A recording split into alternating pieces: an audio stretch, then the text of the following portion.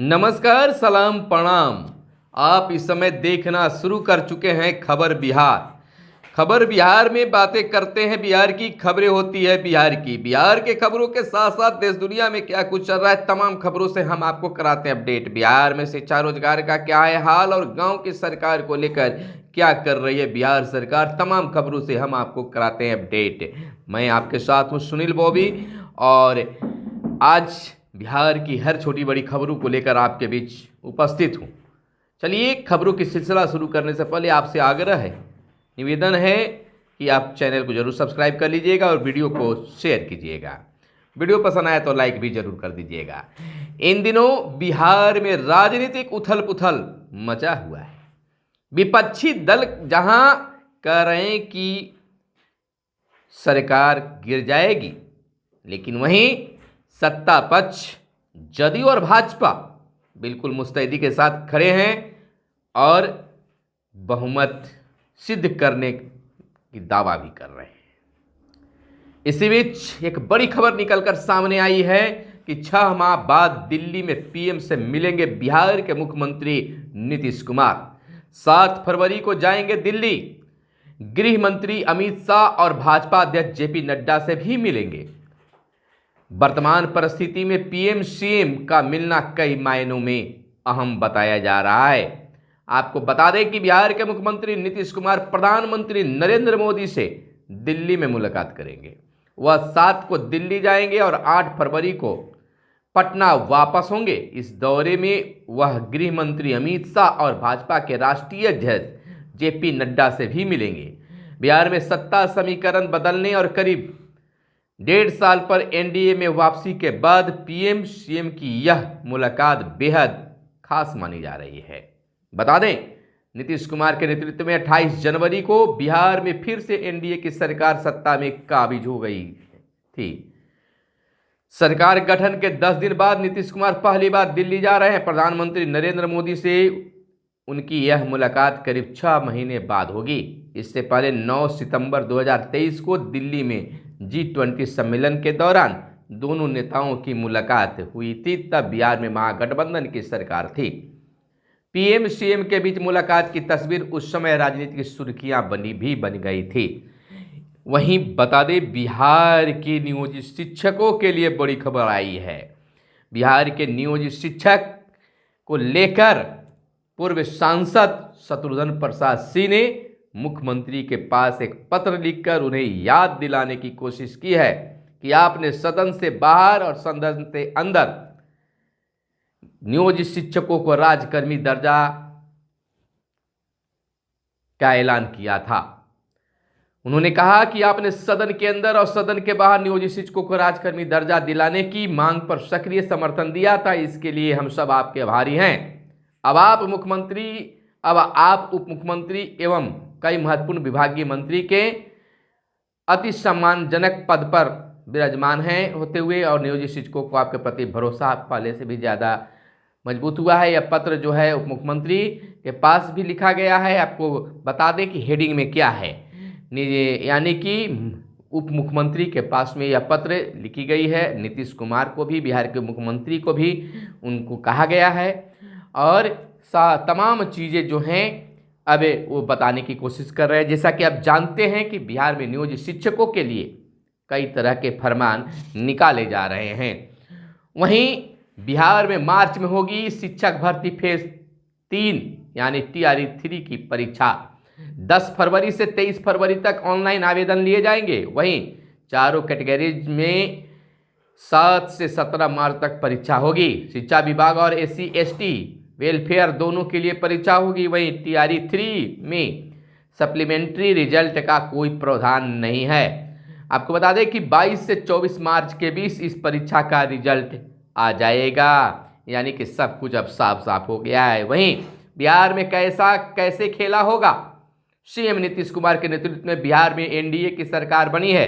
12 फरवरी को सरकार करेगी फ्लोर टेस्ट। वहीं बिहार के वार्ड सदस्य अपनी मांगों को उठाने के लिए एक बार फिर से तैयार होने के मूड में हैं। नई सरकार में अपनी बात रखने के लिए बिल्कुल एक बार फिर से तैयार हो गई हैं। वहीं आंगनबाड़ी सेविका और सहायिका भी अपनी मांगों की पिटारा खोलने लगे हैं, मांग की बात उठाने लगे हैं। वहीं आशा स्वास्थ्यकर्मी जो हैं वह भी अपने मानदेय में जो गड़बड़ी है उसको सुधार की मांग सरकार से करने लगे। वहीं बिहार के डिप्टी सीएम सम्राट चौधरी ने संभाल लिया विभाग का कार्यभार। यह बड़ी खबर आ गई है कि सम्राट चौधरी ने बिल्कुल वित्त विभाग का कार्यभार संभाल लिया है। इस मौके पर सम्राट चौधरी ने कहा विकास के काम को और आगे बढ़ाना है, बिहार को और आगे ले जाना है। वहीं शिक्षकों की बहाली प्रक्रिया के बाद बिहार के मुख्यमंत्री नीतीश कुमार की अध्यक्षता में कैबिनेट की दूसरी बैठक हुई आज, यानी कि बीते दिन, और नीतीश कैबिनेट की बैठक में 14 एजेंडों पर मुहर लगाई गई। और इधर पात्र शिक्षक ही देंगे सक्षमता परीक्षा। पात्रता के सत्यापन को लेकर सभी जिलों के जिला कार्यक्रम पदाधिकारी को दिया गया खास निर्देश। सक्षमता परीक्षा देने के बाद मूल प्रवेश पत्र गुम होने की स्थिति में शिक्षक अभ्यर्थी को फिर से सक्षमता परीक्षा देनी होगी। यानी सक्षमता परीक्षा देने के बाद मूल प्रवेश पत्र अगर गुम हो जाता है तो फिर से आपको परीक्षा देनी होगी। आवेदन पत्र भरने में रखना होगा खास ध्यान, और 3 बार अगर फेल हो जाते हैं तो जाएगी उनकी नौकरी। इसी बात को लेकर शिक्षक में बवाल मचा हुआ है, शिक्षक डरे सहमे हुए हैं। अब ये पहल किए जा रहे हैं मुख्यमंत्री और उप मुख्यमंत्री से मिलने का और अपनी बातों को रखने के लिए। इधर चुनाव प्रचार में बच्चों का इस्तेमाल न करें, चुनाव आयोग ने सख्त हिदायत किया है। आयोग ने बच्चों को गोद में उठाने से भी मना किया है। सख्त इस बार हिदायत चुनाव आयोग ने कर दिया है। लोकसभा चुनाव से पहले निर्वाचन आयोग ने बीते दिन राजनीतिक दलों से कहा है कि वे पोस्टर, पर्चों सहित प्रचार की सामग्री में बच्चों का इस्तेमाल किसी भी रूप में न करें। राजनीतिक दलों को भेजे परामर्श में निर्वाचन आयोग ने दलों और उम्मीदवारों द्वारा चुनावी प्रक्रिया के दौरान किसी भी तरीके से बच्चों का इस्तेमाल किए जाने के प्रति अपनी कतई बर्दाश्त नहीं करने की नीति से अवगत कराया। आयोग ने कहा है कि नेताओं और उम्मीदवारों को प्रचार गतिविधियों में बच्चों का इस्तेमाल किसी भी तरीके से नहीं करना चाहिए, बिल्कुल नहीं करना चाहिए। तेजस्वी की याचिका पर आदेश सुरक्षित। आपराधिक मानहानि मामले को स्थानांतरित करने का है मामला। बिहार के पूर्व उप मुख्यमंत्री तेजस्वी यादव ने सुप्रीम कोर्ट में हलफनामा दाखिल कर गुजरातियों को लेकर दिए गए अपने बयान पर माफी मांग ली है। उनके बयान को अदालत की रिकॉर्ड पर लेते हुए शीर्ष अदालत ने यादव की याचिका पर अपना फैसला सुरक्षित रख लिया है। वहीं लघु उद्यमी योजना के लिए 20 फरवरी तक आवेदन कार्यक्रम भी हुए।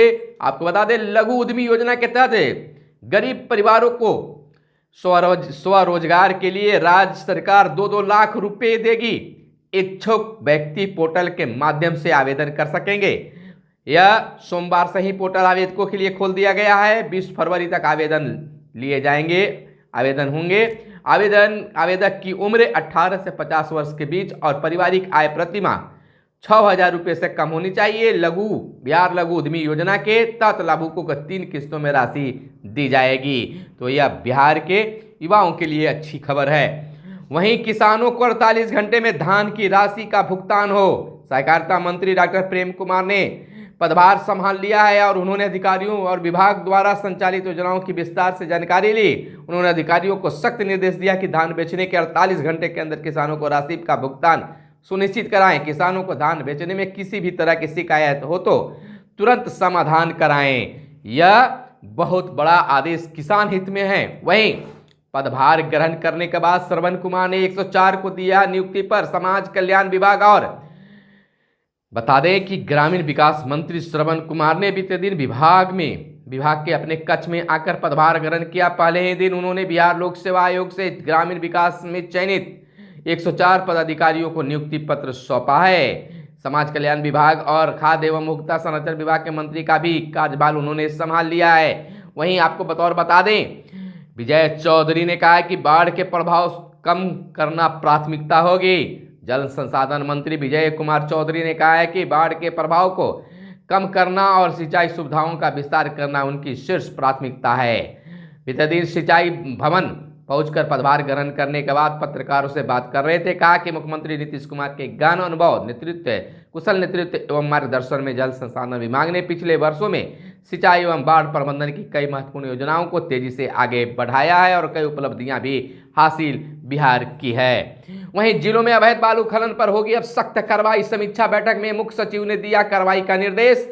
खनन विभाग के पदाधिकारियों और जिला खनन पदाधिकारियों के साथ की बैठक।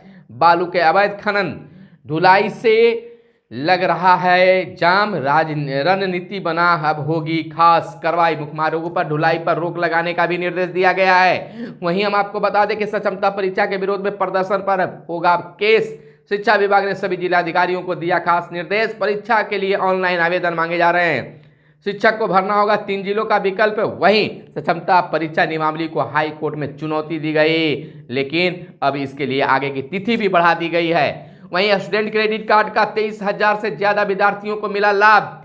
डीएम ने की डीआरसीसी की योजना की समीक्षा। युवाओं को योजनाओं का लाभ लेने को पर दिया गया जोर। 5,069 के लक्ष्य के विरुद्ध 5,644 आवेदन आए हैं। वहीं हम आपको बता दें कि संकट आ गई एक बार फिर से। माघ में ही सूखी बिहार की 2 दर्जन से अधिक नदियां हाल बेहाल हो गया है। सुखाड़ की स्थिति बन गई है, संकट की स्थिति बन गई है। वहीं मुख्य चुनाव आयुक्त 19 को अब बिहार दौरे पर आएंगे। बिहार में लोकसभा चुनाव की तैयारियों की समीक्षा करेंगे। भारत निर्वाचन आयोग के मुख्य निर्वाचन आयुक्त राजीव कुमार के नेतृत्व में आयोग की पूरी टीम 19 फरवरी की शाम को बिहार दौरे पर पटना आएगी। इस टीम में चुनाव आयुक्त अनुपम चंद्र पांडे एवं अरुण गोयल सहित चुनाव आयोग के अन्य वरिष्ठ अधिकारी इसमें शामिल रहेंगे। वहीं हम आपको बता दें कि बिहार के संविदा कर्मियों का मानदेय बढ़ाने की तैयारी कमेटी गठित कर दी गई है। 3 लाख से अधिक संविदा पर नियोजित कर्मी हैं बिहार में। विकास आयुक्त की अध्यक्षता में हुई है कमेटी गठित हुई है कमेटी। 2 बिंदुओं पर विचार कर होगा खास निर्धारण, यानी कि बल्ले बल्ले होने वाली है नियोजित कर्मियों के लिए।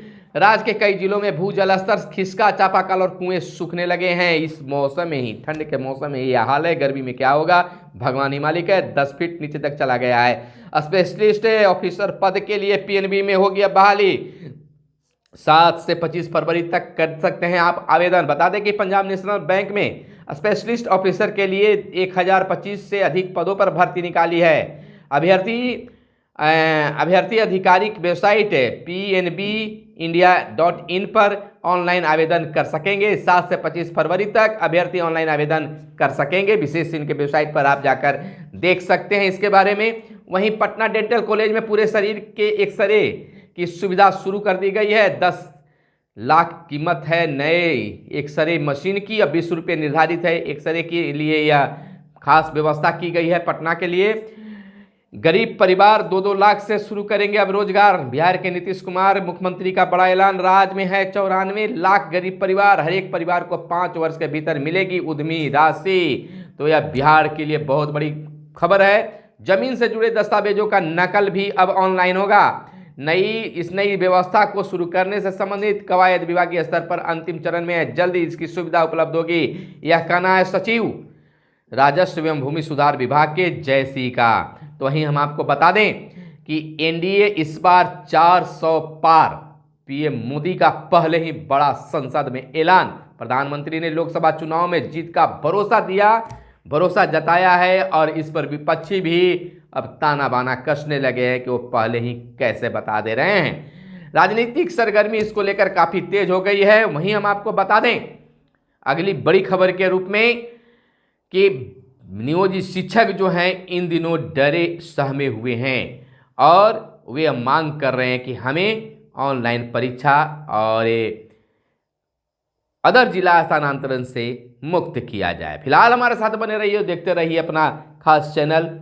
कैमरे के पीछे है मिस्टर साहिल। फिर मिलते हैं अगले वीडियो में, तब तक के लिए दीजिए इजाजत। धन्यवाद। जय हिंद, जय भारत, वंदे मातरम।